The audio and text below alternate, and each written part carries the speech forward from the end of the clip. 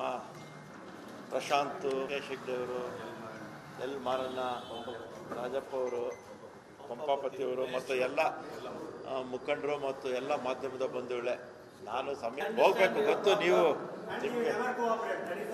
ನಿಮಗೆ ಒಂದೇ ಪ್ರೋಗ್ರಾಮ್ ಇರಲ್ಲ, ನಿಮಗೂ ಬೇಕಾದಷ್ಟು ಪ್ರೋಗ್ರಾಮ್ಗಳು ಇರುತ್ತೆ. ಅದು ನೀವು ನಿಮ್ಮಲ್ಲೇ ಒಂದು 4-5 ಜನ ಬಂದಿಲ್ಲ ಅಂತ ಹೇಳಿದ್ರಿಂದ ಇಲ್ಲಿ ಕೂತಿದ್ವಿ ಅಷ್ಟೇ. ಮತ್ತು ಮಾಧ್ಯಮದ ಬಂಧುಗಳೇ, ಇವತ್ತು ನಮ್ಮ ತುಕಾರಾಮ್ ಅವರು ಕಾಂಗ್ರೆಸ್ ಪಕ್ಷದ ಮತ್ತು 4 ಬಾರಿ ಗೆಲ್ಲಬೇಕಂದ್ರೆ ಸಹಜವಾಗಿ ಜನಕ್ಕೆ ಏನು ಮಾತು ಕೊಟ್ಟಿರ್ತಾರೆ ಅದನ್ನೆಲ್ಲ ಕೂಡ ಮಾಡ್ಕೊಂಬಂದಿರೋದು ಗೆಲ್ತಿರ್ತಾರೆ. ಹೊಸ ಹೆಸರು BJPಯವರು ಆಯ್ಕೆ ಆಗಿದ್ದರು. ಜೊತೆಗೆ ಸುಮಲತಾ ಅವರು ಸೇರಿಕೊಂಡ್ರೆ 26 ಆಯಿತು. ಪ್ರಜ್ವಲ್ ರೇವಣ್ಣ ಸೇರಿಕೊಂಡ್ಮೇಲೆ 27 ಜನ ಆಯಿತು. ನಾನು ಯಾಕೆ ಈ ಮಾತು ಹೇಳ್ತೀನಿ ಅಂದರೆ, ಯಾರು ನೋಡ್ರಪ್ಪ, ಅವರಿಗೆ ನಮ್ಮ ರಾಜ್ಯದಿಂದ ಆಯ್ಕೆ ಆಗಬೇಕು ಅಂತ ಹೇಳ್ತಾ ಇದ್ದೀನಿ ಅಂದರೆ, ನಮ್ಮ ರಾಜ್ಯಕ್ಕೆ ವಿಶೇಷವಾಗಿ ಈ ಬಾರಿ 236 ತಾಲೂಕಲ್ಲಿ 226 ತಾಲೂಕು ಬರ ಅಂತ ಘೋಷಣೆಯಾಗಿ ಕೇಂದ್ರ ಸರ್ಕಾರದ ಗೈಡ್ಲೈನ್ಸ್ ಪ್ರಕಾರ ನಮ್ಮ ಮನವಿ ಪತ್ರವನ್ನು ಕೇಂದ್ರ ಸರ್ಕಾರಕ್ಕೆ ರವಾನೆ ಆದಮೇಲೂ ಕೂಡ 7 ತಿಂಗಳ ಕಾಲ ಹಣ ಬಿಡುಗಡೆ ಆಗಲಿಲ್ಲ. ಸುಪ್ರೀಂ ಕೋರ್ಟ್ಗೆ ಹೋಗಿ ಡೈರೆಕ್ಷನ್ಸ್ ಕೊಟ್ಟ ಮೇಲೆ ಸ್ವಲ್ಪ ಹಣ ಕೊಟ್ಟಿದ್ದಾರೆ, ಉಳಿದಿರ್ತಕ್ಕಂಥದ್ದು ಕೂಡ ಕೊಡಬೇಕು.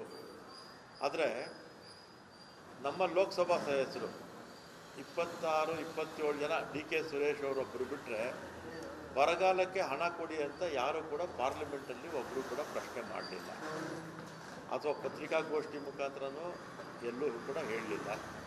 ಅಥವಾ ಒಟ್ಟಾಗಿ ಇವರೆಲ್ಲ 27 ಜನ ಪ್ರಧಾನಮಂತ್ರಿಗಳನ್ನ ಭೇಟಿ ಮಾಡಿ, ಗೃಹ ಮಂತ್ರಿಗಳನ್ನ ಭೇಟಿ ಮಾಡಿ, ಬರ ಘೋಷಣೆ ಆಗಿ 7 ತಿಂಗಳಾಗಿದೆ, ರಾಜ್ಯದಲ್ಲಿ ರೈತರು ಸಂಕಷ್ಟದಲ್ಲಿದ್ದಾರೆ, ನಮ್ಮಲ್ಲಿರ್ತಕ್ಕಂಥ ಜನರಲ್ಲಿ ಸುಮಾರು 4.5 ಕೋಟಿ ಜನ ರೈತರಿರ್ತಾರೆ, ಅವ್ರಿಗೆ ತೊಂದರೆ ಆಗಿದೆ, ಹಣ ಬಿಡುಗಡೆ ಮಾಡಿ ಅಂತ ಒಂದು ಎಲ್ಲೂ ಕೂಡ ಇವರು ಪ್ರಸ್ತಾಪ ಮಾಡಲಿಲ್ಲ. ಎರಡನೇದಾಗಿ ನಮ್ಮ ರಾಜ್ಯಕ್ಕೆ ಅನುದಾನ ಏನು ಕೊಡಬೇಕು, ಸುಮಾರು 4,34,000 ಕೋಟಿ ತೆರಿಗೆ ರೂಪದಲ್ಲಿ ಕೇಂದ್ರಕ್ಕೆ ಹೋಗ್ತಾ ಇದೆ. ಅದಕ್ಕೆ 34,000 ಕೋಟಿ, ಅದಕ್ಕೆ ಪರಿಹಾರವಾಗಿ ನಮಗೆ ಕೇವಲ 13 ಪೈಸೆ ಕೊಡ್ತಾ ಇದ್ದಾರೆ, ರೂಪಾಯಿಗೆ 13 ಪೈಸೆ, ಅಂದರೆ ಸುಮಾರು 40-45 ಸಾವಿರ ಕೊಡ್ತಾ ಇದ್ದಾರೆ. ಅದು 10 ವರ್ಷಕ್ಕೆ ಮುಂಚೆ GST ಪ್ರಾರಂಭ ಆಗಿದ್ದು, ಅದೇ ಪ್ರಪೋರ್ಷನೇಟ್ ಇಟ್ಕೊಂಡು ಕೊಡ್ತಾ ಇದ್ದಾರೆ. ಆಗ ಇದ್ದಂಥ ಬಡ್ಜೆಟ್ಟು 20 ಲಕ್ಷ ಕೋಟಿ ಕೇಂದ್ರ ಸರ್ಕಾರದ್ದು, ಈಗಿರ್ತಕ್ಕಂಥದ್ದು 40 ಲಕ್ಷಕ್ಕಿಂತಲೂ ಹೆಚ್ಚು ಬಡ್ಜೆಟ್ಟು. ಪ್ರಪೋರ್ಷನೇಟ್ ಲೆಕ್ಕ ಹಾಕಿದ್ರೆ ನಮಗೆ ಇನ್ನೂ ಹೆಚ್ಚು ಹಣ ಬರಬೇಕು. ಮುಖ್ಯಮಂತ್ರಿಗಳ ಪ್ರಕಾರ 1,89,000 ಕೋಟಿ ಕೊಡಬೇಕು ಕೇಂದ್ರ ಸರ್ಕಾರ. ಆದರೆ ನರೇಂದ್ರ ಮೋದಿಯವರಾಗಲಿ ಅಥವಾ ಕೇಂದ್ರದ ವಿತ್ತ ಸಚಿವರಾಗಲಿ ಯಾರೂ ಕೂಡ ಇದ್ರ ಬಗ್ಗೆ ಕಾಳಜಿ ವಹಿಸಲಿಲ್ಲ, ಅಥವಾ ನಮಗೇನು ಕೊಡಬೇಕಾಗಿತ್ತು ನ್ಯಾಯಯುತವಾಗಿ ಅದನ್ನು ಕೊಡೋದಕ್ಕೂ ಅವರು ಪ್ರಯತ್ನ ಕೂಡ ಮಾಡಲಿಲ್ಲ. ನಾವು ಕೊಟ್ಟಿದ್ದೇ ಸರಿಯಾಗಿದೆ ಅಂತ ಅವರು ಕೂಡ ವಾದ ಮಾಡ್ತಾ ಇದ್ದಾರೆ. ಇಂಥ ಸಂದರ್ಭದಲ್ಲಿ ಯಾರು ಮಾತಾಡಬೇಕು? ನಮ್ಮ ರಾಜ್ಯಕ್ಕೆ ಅದು 1 ರೂಪಾಯಿ ಇರ್ಬೋದು, 1 ಲಕ್ಷ ಇರ್ಬೋದು, 1 ಲಕ್ಷ ಕೋಟಿ ಇರ್ಬೋದು, ಎಷ್ಟೇ ಇರ್ಬೋದು, ನಮ್ಮ ರಾಜ್ಯಕ್ಕೆ ನ್ಯಾಯಯುತವಾಗಿ ನಮ್ಮ ಬರಬೇಕಾಗಿರ್ತಕ್ಕಂಥ ಹಣವನ್ನು ಪಾರ್ಲಿಮೆಂಟಲ್ಲಿ ಯಾರು ಮಾತಾಡಬೇಕು? ಲೋಕಸಭಾ ಸದಸ್ಯರು ಮಾತಾಡಬೇಕು. ಪಕ್ಷಾತೀತವಾಗಿ ಕಾಂಗ್ರೆಸ್ಸು, JDS, BJP ಅಂತಲ್ಲ, ಎಲ್ಲರೂ ಕೂಡ ಪಕ್ಷಾತೀತವಾಗಿ ಮಾತಾಡಿ ನಮ್ಮ ರಾಜ್ಯಕ್ಕೆ ಅನುದಾನ ಕೊಡ್ತಾ ಇರ್ತಕ್ಕಂಥ ಸರಿ ಇಲ್ಲ, ಇನ್ನೂ ಹೆಚ್ಚು ಮಾಡಬೇಕು ಅಂತ ಕೇಳಬೇಕಾಗಿತ್ತು. ಯಾವ ಲೋಕಸಭಾ ಸದಸ್ಯರು ಎಲ್ಲೂ ಮಾತಾಡಲಿಲ್ಲ.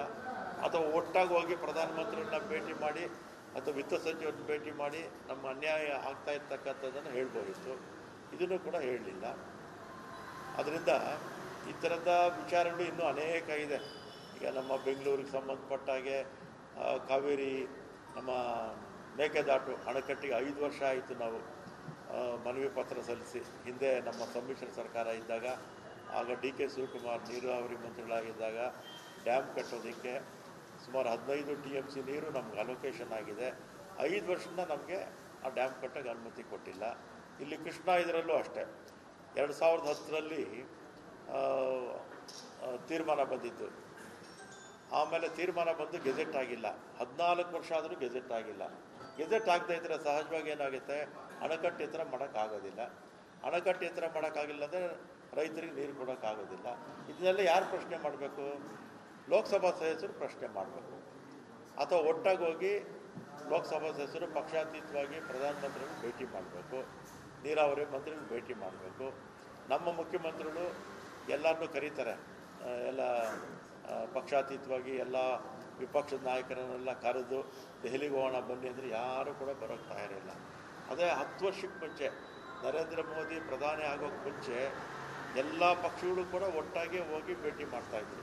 ನಮ್ಮ ಪಕ್ಷ ಅಧಿಕಾರದಲ್ಲಿ ಅಥವಾ BJP ಅಧಿಕಾರದಲ್ಲಿದ್ದಾಗ, JDS ಅಧಿಕಾರದಲ್ಲಿದ್ದಾಗ ಎಲ್ಲ ಒಗ್ಗಟ್ಟಾಗಿ ಅವಾಗೆಲ್ಲ ಕೆಲಸ ಮಾಡ್ತಾಯಿದ್ರು.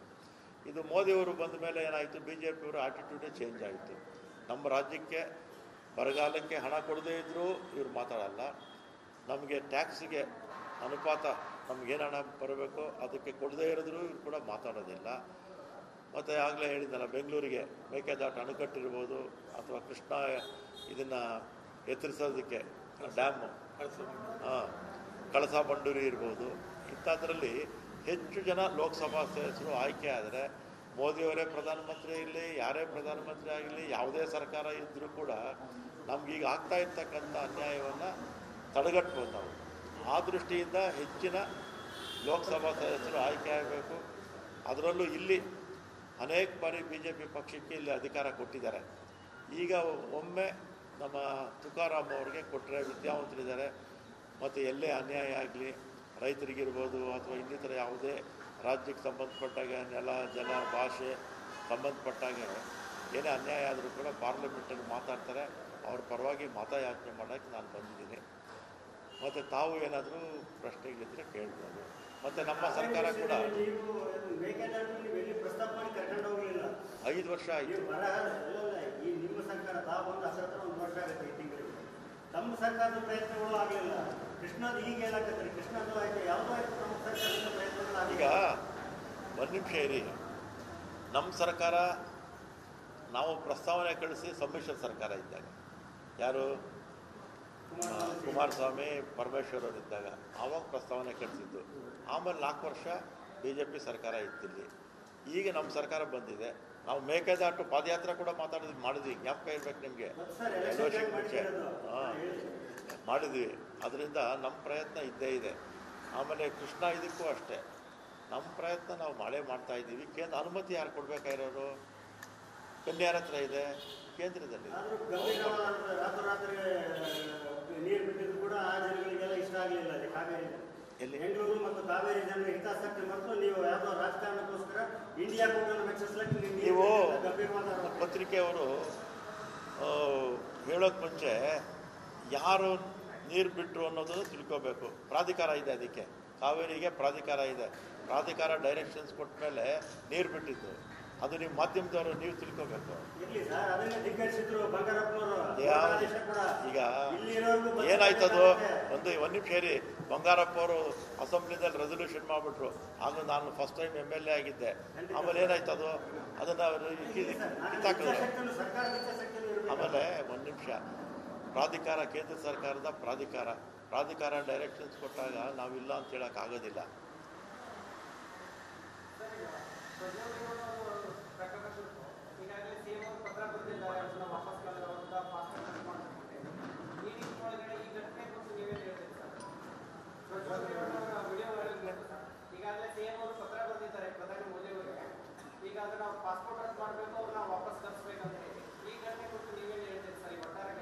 ಅದೆಲ್ಲ ಸಹಜ ಪ್ರಕ್ರಿಯೆ ಆಗುತ್ತೆ ಬಿಡಿ.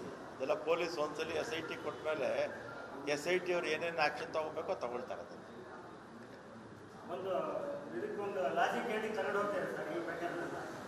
ಅದೀಗ ಒಂದ್ಸಲಿ ನಾವು SIT ಕೊಟ್ಟ ಮೇಲೆ SIT ಮಾಡ್ಕೊಂಡು ಹೋಗುತ್ತೆ. ನಾವು ಅದನ್ನು ಇಂಟರ್ಫಿಯರ್ ಆಗಿ ಹೋಗ್ಬಾರ್ದು. ಈಗ ಅವಾಗೇನಾಗುತ್ತೆ, ನಾವು ಇಂಟರ್ಫಿಯರ್ ಆದರೆ ಏನಾಗುತ್ತೆ, ಇನ್ಫ್ಲೂಯೆನ್ಸ್ ಮಾಡ್ತಾರೆ ಅಂತೆಲ್ಲ ಬರುತ್ತೆ. ಅದರಿಂದ ಆ ವಿಚಾರ ಈಗ ನಾವು ಮಾತಾಡ್ತಿರ್ತಕ್ಕಂಥದ್ದು ಅನಾವಶ್ಯಕ.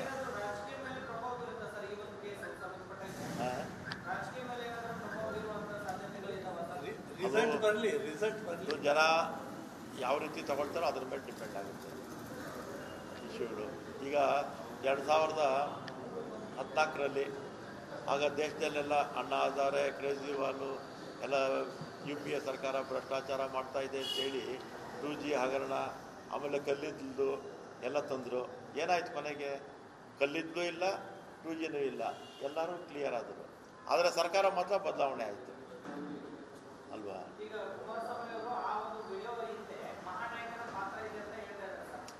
ಇದು ಯಾವುದೇ ಘಟನೆ ಆದರೂ ಕೂಡ ಕುಮಾರಸ್ವಾಮಿ ಅವರು ಮಹಾನಾಯಕ ಅಂತ ಒಂದು 100 ಸಲ ಹೇಳಿದ್ದಾರೆ ಇಲ್ವಾ? ಅನೇಕ ಬಾರಿ ಹೇಳಿದ್ದಾರೆ. ಅದರಿಂದ ಈಗ ತನಿಖೆ ಮಾಡ್ತಾ ಇರ್ತಕ್ಕಂಥ ಸಂದರ್ಭದಲ್ಲಿ ಹೆಚ್ಚು ಮಾತಾಡೋದು ಸರಿ ಇಲ್ಲ ಅಂತ ನನ್ನ ಅಭಿಪ್ರಾಯ.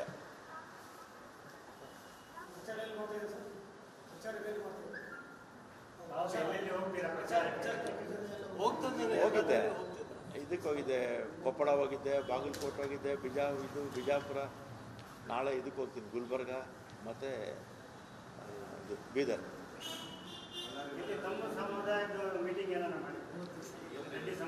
ರೆಡ್ಡಿ ಸಮುದಾಯ ಅಂತಲ್ಲ, ಎಲ್ಲ ನನಗೆ ಬೇಕಾಗಿರ್ತಕ್ಕಂಥ ಎಲ್ಲ ಮುಖಂಡರು ಕರೆದಿಗೆ ಅವತ್ತರಲ್ಲಿ ಅವರು ಇರ್ತಾರೆ. ಸರ್, ಕುಕ್ಕೆ ಸುಬ್ರಹ್ಮಣ್ಯ ದೇವಸ್ಥಾನದ ಇವುದು ಏನು ಸರ್? ಅದರಲ್ಲಿ ಯೇಸು ರಾಜ್ ಅಂತ ಒಬ್ಬರನ್ನ AEO ನೇಮಕ ಮಾಡಿದ್ದಾರೆ.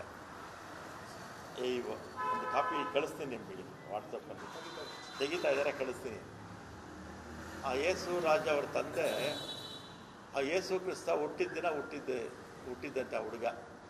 ಯೇಸು ಕ್ರಿಸ್ತ ಡಿಸೆಂಬರ್ 25ಕ್ಕೆ.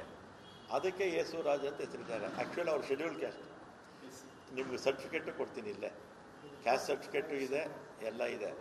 ಮೊನ್ನೆ BJPಯವರು ಯೇಸುರಾಜ್ ಅಂದ ತಕ್ಷಣ ಕ್ರಿಶ್ಚಿಯನ್ ಅಂದ್ಕೊಂಡ್ಬಿಟ್ಟು ಅದನ್ನು ವಾಟ್ಸಪ್ಪಲ್ಲಿ ಅಪಪ್ರಚಾರ ಮಾಡಿದ್ರು.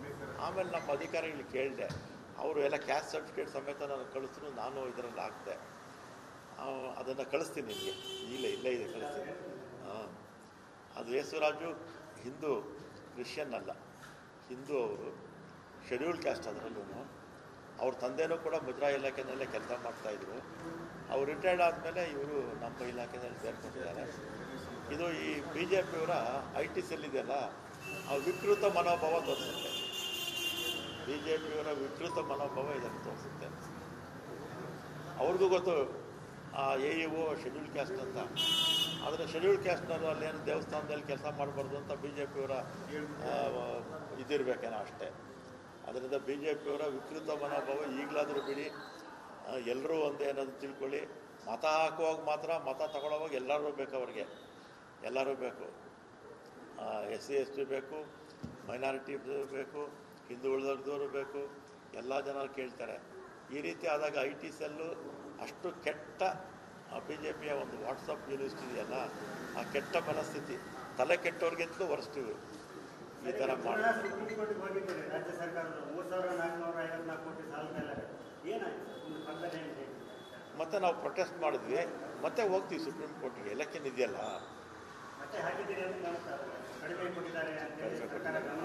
ಅದು 18,000 ಕೋಟಿ ಚಿಲ್ಲರೆ ನಾವು ಕೇಳಿದ್ದಲ್ಲ. ಕೇಂದ್ರದ ಅಧ್ಯಯನ ಸಮಿತಿ ಅವರೇ ರೆಕಮೆಂಡೇಶನ್ ಮಾಡಿರ್ತಕ್ಕಂಥದ್ದು, ನಾವು ಮಾಡಿರ್ತಕ್ಕಂಥದ್ದಲ್ಲ. ಅದರಲ್ಲೂ ಕೂಡ ಕಾಟಾಚಾರಕ್ಕೆ 3,800 ಕೋಟಿ ಕೊಟ್ಟರು. ನರೇಂದ್ರ ಮೋದಿಯವರು ಎಲೆಕ್ಷನ್ ಅಂದರೆ ಓಡಿ ಬರ್ತಾರೆ ಕರ್ನಾಟಕಕ್ಕೆ. ವಿಧಾನಸಭಾ ಚುನಾವಣೆ ಸಂದರ್ಭದಲ್ಲಿ 28 ದಿನ ಬಂದಿದ್ದರು ಕರ್ನಾಟಕಕ್ಕೆ. ಅಮಿತ್ ಶಾ 21 ದಿನ ಬಂದಿದ್ದರು. 7 ತಿಂಗಳಾದರೂ ಕೂಡ ಕರ್ನಾಟಕದ ರೈತರಿಗೆ ಬರಕ್ಕೆ ಹಣ ಬಿಡುಗಡೆ ಮಾಡಲಿಲ್ಲ ಅಂತ ನರೇಂದ್ರ ಮೋದಿ ಅವರಿಗೆ ಜ್ಞಾಪಕನೇ ಬರಲಿಲ್ಲ. ಕರ್ನಾಟಕದ ರೈತರು ಅಥವಾ ಕರ್ನಾಟಕ ಜನ ಜ್ಞಾಪಕ ಬರಲಿಲ್ಲ. ಈಗ ಈ ಚುನಾವಣೆ ಬಂತು ಅಂತ ಓಡೋಡಿ ಬರ್ತಾರೆ. ಬಂದು ಡೆವಲಪ್ಮೆಂಟ್ ಬಗ್ಗೆ ಮಾತಾಡೋದಿಲ್ಲ, ರೈತರ ಬಗ್ಗೆ ಮಾತಾಡೋದಿಲ್ಲ, ಬರಗಾಲದ ಬಗ್ಗೆ ಮಾತಾಡಲಿಲ್ಲ. ಯಾವುದನ್ನು ನಮ್ಮ ರಾಜ್ಯದ ಇಶ್ಯೂಗಳು ತಗೊಂಡು ಒಂದು ಮಾತಾಡಲಿಲ್ಲ. ಏನೋ ತಾಳಿನಂತೆ ಇನ್ನೊಂದಂತೆ ಇದನ್ನೇ ಮಾತಾಡ್ಕೊಂಡು ಸ್ವತಃ ನರೇಂದ್ರ ಮೋದಿಯವರೇ ಅವ್ರ ಮನೆಯವ್ರನ್ನ ಬಿಟ್ಟು ಎಷ್ಟು ವರ್ಷ ಆಯ್ತಪ್ಪ. ಅವ್ರ ಮನೆಯವ್ರನ್ನೇ ಅವರು ಸಂಸಾರ ಮಾಡಲಿಲ್ಲ, ತಾಳಿ ಬಗ್ಗೆ ಮಾತಾಡ್ತಾರೆ.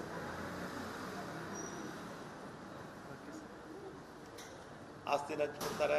ಪಾಕಿಸ್ತಾನ ಅದು ಬಿಟ್ಟರೆ ಬೇರೆ ಏನೂ ಇಲ್ಲ ನರೇಂದ್ರ ಮೋದಿ ತಲೆಯಲ್ಲಿ. ಡೆವಲಪ್ಮೆಂಟೇ ಇಲ್ಲ, ದೇಶದ ಅಭಿವೃದ್ಧಿನೇ ಅವ್ರಿಗೆ ಬೇಕಾಗಿಲ್ಲ. ಅಧಿಕಾರ ಒಂದಿದ್ದರೆ ಸಾಕಷ್ಟೇ.